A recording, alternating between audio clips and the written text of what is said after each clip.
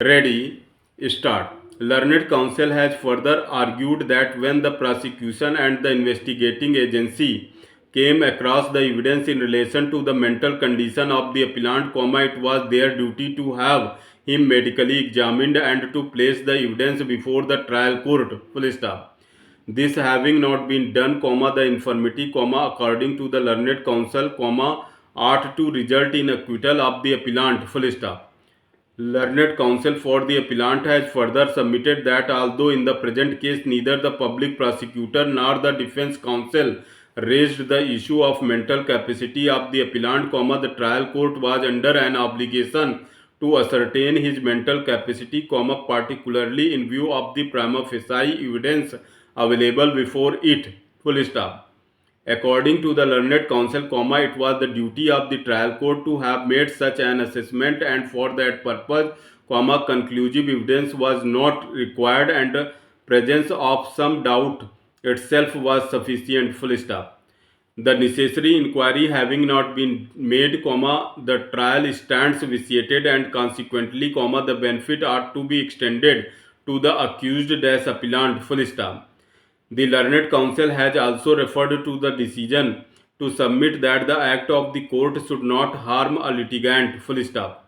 Learned counsel has extended his submissions to the effect that since the evidence of PW-2 and PW-3 gave rise to a doubt in relation to the mental capacity of the appellant, the trial court ought to have given an opportunity to the appellant to explain the circumstances of such normality/abnormality at the time of his examination under section 313 CRPC. Full stop. The learned counsel has submitted with reference to an observation of this court in the case of Rahul versus State of Delhi, Ministry of Home Affairs, 2022 SCC online SC 1532, that a judge is not expected to be a passive umpire but is supposed to actively participate in the trial, and to question the witnesses to reach to a correct conclusion. Full stop. The learned counsel would submit that, in the present case, the witnesses examined to establish the guilt were not cross-examined on the relevant factors, particularly as regards mental capacity of the appellant, which ought to have been ensured by the trial court. Full stop.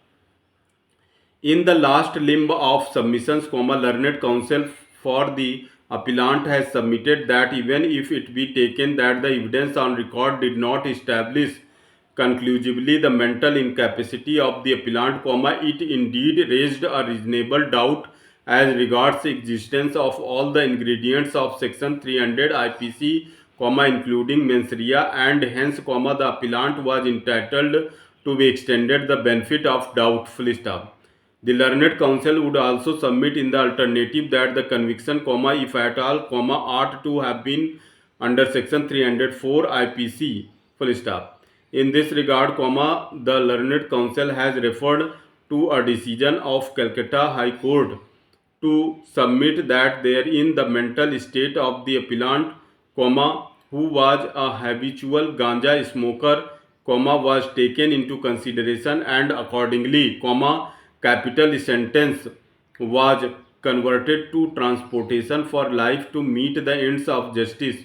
Full stop. Therefore, according to the learned counsel for the appellant, in view of serious infirmity in the trial, benefit of doubt deserves to be given to the appellant, and in the alternative, the conviction deserves to be converted to one under section 304 IPC, and sentence deserves to be reduced to the period of imprisonment already undergone. Full stop.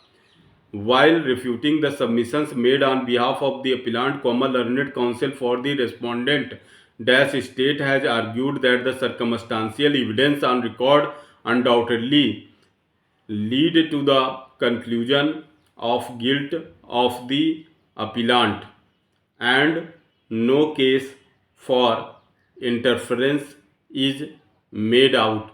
Full stop.